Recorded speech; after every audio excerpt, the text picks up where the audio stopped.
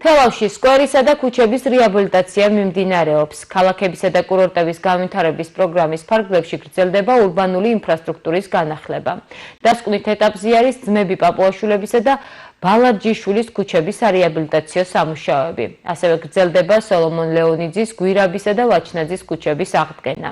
მოწესრიგდა საჰაერო და მიწისქვეშა კომუნიკაციები, განახლდა ღობეები და შეიცვალა გარე განათების აყრდენები. შედეგად ქუჩებს დაუბრუნდა თელავისთვის დამახასიათებელი ისტორიული იერსახე.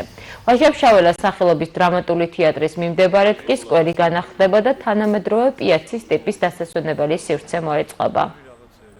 ქალაქ თელავში მუნიციპალური განვითარების ფონდი აქტიურად ახორციელებს სხვადასხვა ინფრასტრუქტურულ პროექტებს. ჩვენ ახლა ვიმყოფებით ვაჟა-ფშაველას სახელობის დრამატული თეატრის გვერდით არსებულ პარკში, სადაც მიმდინარეობს პარკის სრული რეაბილიტაცია.